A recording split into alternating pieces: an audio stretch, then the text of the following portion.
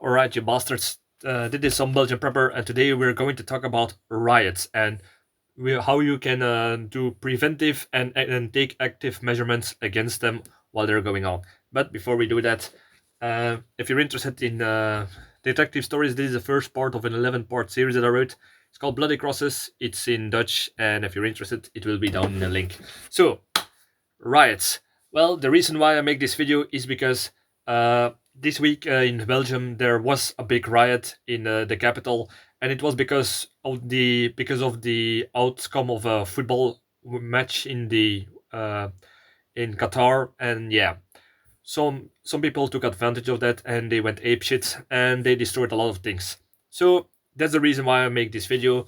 I'm going off a list because this is a topic that I wrote about in my survival manual. So yeah, so riots. Riots can become a reality everywhere. To say it can be something localized, like perhaps it's just a small gang of teenagers that are not happy with something that happened. It could be a big protest, like in the capital with thousands of protesters, and yeah, or it could be like a strike picket at a factory. Riots can exist, can start anytime at any place, but the reasons are always different, and that's one of the first things that you need to do. If there is a riot going on, try to figure out why. Why is this? What is this protest for? Why are they rioting?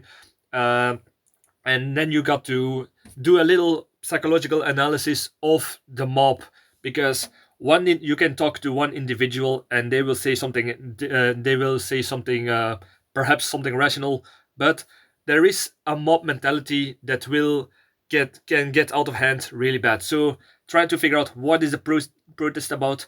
Is it organized or is it an impulsive protest? Because those two things, an organized protest, are usually kind of safer and more peaceful, but they can still become more explosive, which I will talk about in a minute. Or is it an impulsive project because something happened and immediately everyone in the place around or in the factory or perhaps local teenagers are starting to gathering and they will start to riot. Those are things that you need to find it. And next thing is it a moving protest or is it a stationary protest? That could be handy to know, because if it's a stationary project, you can protest. You can just get out of the area where when the riots could happen. Or is it a moving riot?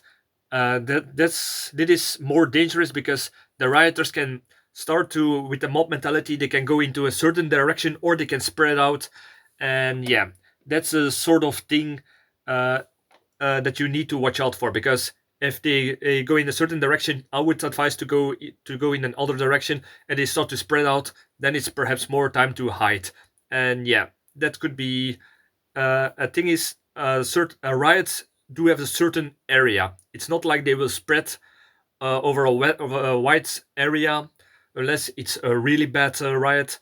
But the thing of a riot is, the more people there are in a certain area, the more chaotic it will be, and yeah, the less chance the police will get it under control. So yeah, that's something that you need to take in account with. And another thing is, try to look at the try to look at the rioters. Were they peaceful, but can they still be talked to? Are they are they prepared for more violent engagement? Do they have weapons like molotovs or rocks or even guns in certain scenarios? So those are things that you need to watch out for. And what is the riot target against? Are they against a certain type of building? Are they against a certain organization? Are they against a government? Are they against a class of people? Are they against a certain type of people, like a subculture or a certain political or religious affiliations? Yeah, if you know that, you can prepare better for it and take action upon analyzing these things. So yeah, next thing is, I'm first going to talk about what to do at home when there are riots, because you could live in a city or another place when there could be a riot nearby, and there are certain things you can do to protect or prepare for a riot to happen. So I'm going to name the list of things that I would do if there were riots. And the first thing is, if there is a riot nearby, I would say stay where you are. It's too dangerous. It's perhaps too dangerous to bug out during that riot, because yeah, they could see you as a target. You become a target. You go into a sea with sharks, to say. So that's, I would say, bugging is the first thing I would do. Depending and waiting to see what the riot is going to become. Protect my property, my family, and such. So yeah, those are the first thing you need to do, because you cannot always evacuate, because by foot you can become a target. By car, perhaps the streets are full of barricades or rubble, or you cannot pass through the mob. Yeah, that's something else you can do. You need to take in account it. Perhaps you have small children or sick or elderly people that you need to protect in your home, because you cannot evacuate them all at certain place. So that's why I say bug in is the first thing you need to do. Uh, Next thing is try to show at protesters that your place, your home, is occupied. And what do I mean by that? It's very important that rioters rioters, and I mean mostly mean the looters and the people who just want to go apeshit and destroy things. They are looking for easy targets, targets without resistance. So I would say, if they know there are people inside, they are less likely to do it, except you're one of those people that they are trying to get, like if from political or religious affiliations, if there is something like that's going on. But in a normal riot, in most riots, I would say, try to make it look that there is somebody home, that they will not try to get inside of it and start to loot the place. So I would say, try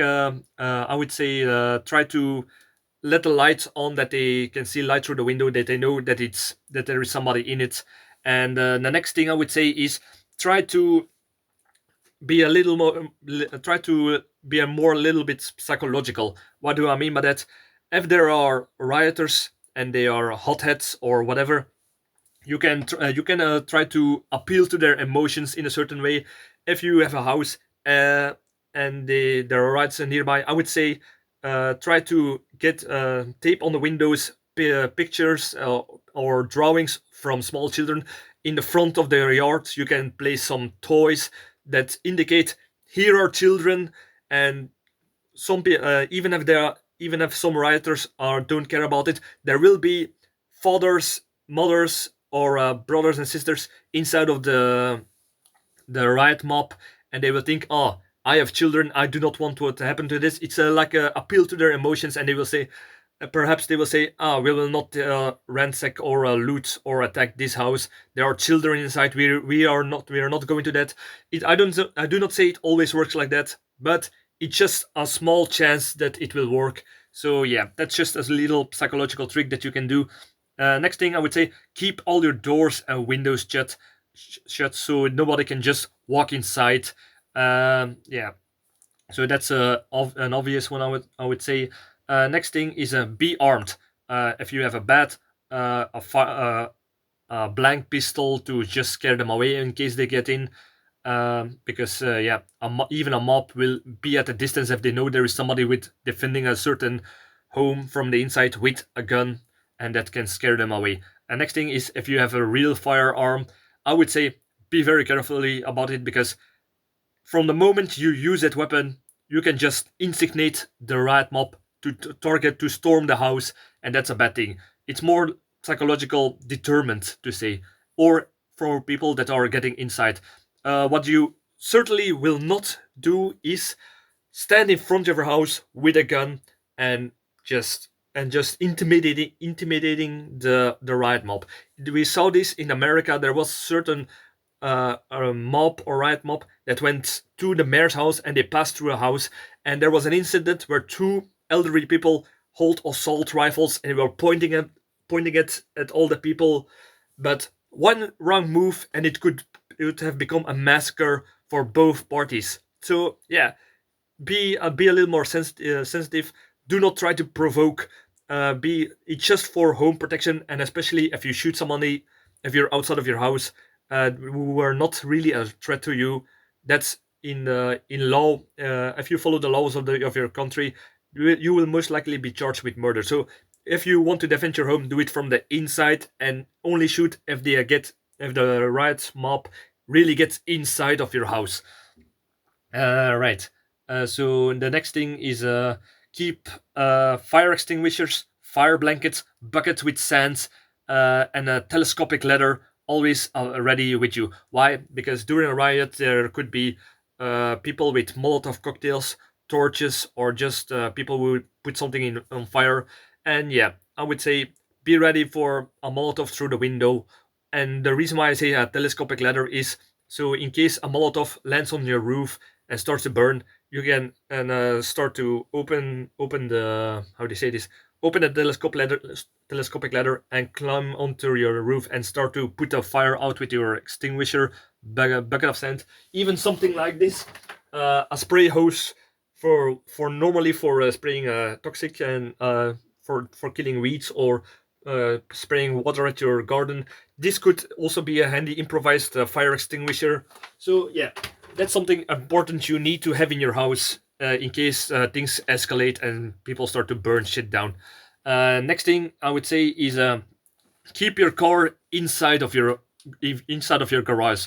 If you do not have a garage, try to try to cover it. So I know it's if you cover it with a blanket or a car blanket or something, yeah, they can still get to it, but there is less likely chance that they will attack it. Especially if you have a nice car, people who are in a riot who are perhaps envy about it or they want to destroy something uh, really expensive for just for the kick, try to if you do not have a garage, try to park it somewhere hidden or try to put a blanket around it.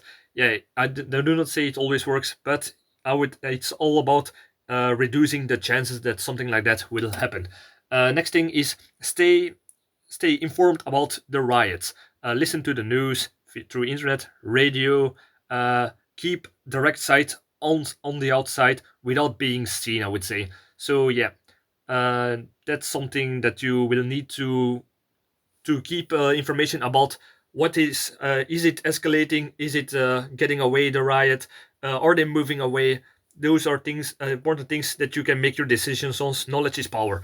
So those are the most things I would do if there was a riot nearby. So yeah. So now I'm going to talk about what you should do if you're in a riot. So if you're just walking down the street, you're visiting the capital, or you're going to a football game with your son or with your or significant other or something else like that, and there is certainly suddenly a riot going on. These are the things that I would do in that case. So obviously leave the area. That's just a no-brainer. Next thing is if you cannot leave the area because there are too much people or it's too dangerous, I would say hide in a building. So you can go into a restaurant, a store, uh, and close off, or you can, in the worst case scenario, ring to someone's door and ask politely if you can shelter with them, and so, as long as the riot is going on, to protect your children or your wife or something else. So yeah, those are things that you can do if things escalate real bad. So yeah, I would not say to seek shelter in things that are perhaps being targeted. What are being targeted? Perhaps if the mob is racist, do not. I would say do not try to seek shelter in places that might be targeted, like mosques or people who have shops or restaurants from a different culture that might be targeted by some racist hotheads in the group. So yeah, those are things that you might be do, or government buildings. That's also a bad place to be when there are big riots going on. So yeah, those are things that you need to watch out for, and it's all depending on, like I said, a psychological analysis of the mob mentality. The next thing is if you try to get away from the mob, from the rioters, I would say do not try to get if the rioters go that way, do not try to get directly facing towards the rioters. Try to get away, because first of all, there is you could be stuck in a stampede, you could be walked over because you try to go against the flow, and some people will think that you are perhaps against the riots, or perhaps you or have other intentions that they do not want, and they would start to attack you, or start to start to see you as a possible target. So if there is a flow of people, try to get with the flow and try to get to the sites, which is most the safe place, and that way you can easily try to get out of the riot mob. All right. Next thing is if there are police units nearby, uh, do not try to just run towards them to seek safety, or just even try to get to them, because first of all, it's a highly stressed situation. Perhaps the police do not have it under control yet, and they suddenly see a possible rioter running against them. They do not know if they are armed, so they will be very tensed. They are armed and they are ready to defend themselves in at the slightest side of problem. Yeah, all those combinations are bad things. You could be accidentally or purposely being shot with rubber bullets, with perhaps real bullets, or perhaps you can be arrested because they can say, oh, you were part of the riot, we will arrest you, even though you're not even, you just try to get away. So I would say avoid police unless you really need help or something else, and certainly do not run against them. Walk to them slowly with your hands up and uh, try to explain the situation, perhaps if they are still a little bit under control. So yeah, those are things that you need to watch out for, and do not just rush do not rush just against in the police with all this chaos. Next thing is try to watch out for projectiles. I'm talking about projectiles from both sides of the rioters and the police, or perhaps even the army in the worst case scenario. So I'm talking about from the mob, the riot mob. I would say try to look out for throwing rocks, for perhaps pieces of metal, molotovs, uh, improvised explosives. Those are all things that happen, especially with improvised explosives. I've seen a video about a rioter who had improvised explosive in his hands, and he was going to try to throw it to the police or a certain building, and it exploded in his hands. So stay away from those kind of people. With a Molotov, I would say you also need to be careful. The most Molotovs will be just improvised, just gasoline with a fuse attached to it, and they will not burn that much. But if it's a organized protest or riot, then they can be mixed with some certain oils and certain soaps that will turn it into a sort of improvised napalm. And if that hits you, then it's really going to be severely burned. So watch out for those. Uh, all right. If there are rubber bullets flying around, try to stay low. Try to do not look in the areas where the police are shooting rubber bullets, because you don't want to be hit in the eye. Below, try to protect yourself. Even if you try to keep your hands before it, you do not want to hit in the face, in the eyes, and against the side of your head, because those are the most vulnerable parts and can kill you even if it's a rubber bullet. And especially when they are start to firing live ammunition, just lay down on the ground and try to take cover behind cars, or try to get away wherever you can, and try to stay low to avoid being a victim of a lost bullet, or something like that. So those are things that you need to watch out for.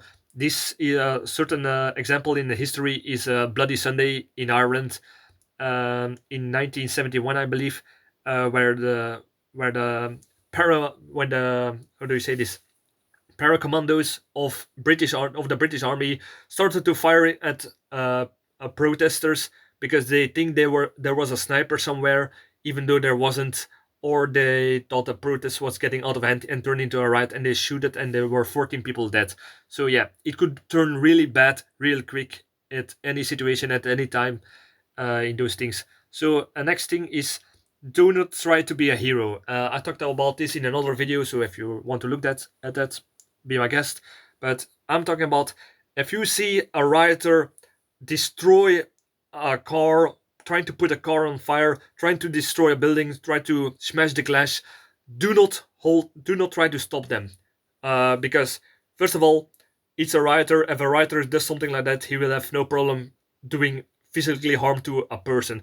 Next thing is, if you try to stop one of the rioters, he will have friends. He will have other rioters that will start now to target you because they think you're against them. You try to stop them. Maybe they think you're you're police or something, and they will start to target you, and perhaps it will result in physical violence. So yeah, don't try to be a hero. Let the mob focus them on non-living materials. It's another case if they attack a certain person. There are certain stories. An example is during protest in Iran. There was the story about a guy, about one of those police officers was caught by the rioters, and they were almost ready to lynch him by stamping on his head. And one of the store guy from a store just got outside of his stores. He took the police agent and he said to the rioters, "I will deal with him. He's mine. I will kick his ass." In private, so they thought he was going to torture the agent or the police agent, and he got into his store, and that way that police officer survived the lynching of the mob. So yeah, I don't know about the situation why the guy in the store did that, but he saved a life that day in that way by playing into the rioters mentality, and try to use that mentality to get somebody safe. So yeah, those are things that you can do. Next thing is get ready. Get always ready with certain things in your EDC bag. This is my old EDC bag that I always have with me. There are certain things in here that could help during a riot. First of all, I always have Israeli bandages in case you or somebody else get wounded, seriously wounded, with cuts from glass or perhaps knives or something else, or a shot wound. Israeli bandages is something between a tourniquet and a pressure bandage. So always have that with you in your EDC bag. I also have a tourniquet in case there is perhaps a severe wound or perhaps live ammunition firing. So those are things that could happen. Next thing that I will advise is a small kit, each first aid kit that I always have with me. Perhaps some. That is also something that I always keep, and that is water. I always have water with me, not only because if I'm thirsty, but if there is a riot, you could be burn. You could have burning wounds from a fire or a Molotov cocktail, and that way you can try to lighten the burning wounds, or extinguish the burning part of onto your body or your clothing, perhaps, and cool it down. The next thing is, during a riot, there could be some how do they say this, tear gas going on. Yeah, you do not want to get that into your ass, and even if you get it into your ass, try to wash it out with the water. So try to keep your head tilted, and if you're only affected in one eye, there is a tip. If in case I'm here, if I affected by tear gas in this eye, and I start to pour it like this, and the tear gas gets into the other eye, that's bad. So always try to put it away from the other eye or affected areas. So yeah, those are things that you need to wash your eyes out if you are being affected by tear gas, or somebody else, or your partner or children, so you can get away safely. Next thing is, I would say shamak. I always keep a shamak in my EC bag. So a shamak could be handy yet again against tear gas. It could get onto your take your breath a little bit away. So if you do not want to cough your lungs out, I would say bind it in front of your mouth, make it wet, and that way it can stop certain parts, a certain percentage of the tear gas getting into your breathing system, and that way, yeah, could save you a lot of trouble. Yeah, those are things that I would definitely would say to get into your EDC, and keep your cell phone also with you to call help or ambulance in case they are available. And one last thing I would want to say is, do not start to film the riots. During a riot, images, I always see people with their phones out and start to film everything. and they can say, oh, I was between the riots, it was crazy, look, and they post it onto Facebook. But you need to think about certain consequences that could happen if you start to film someone who's breaking a car or setting a fire, a car or a building on fire, and they see that you are filming them. They will start to attack you. They will do everything so that the images will not be spread and they cannot be identified by the police later on. Yeah, that's something that you need to watch out for. Do not film somebody else their crimes if they know that you are filming them.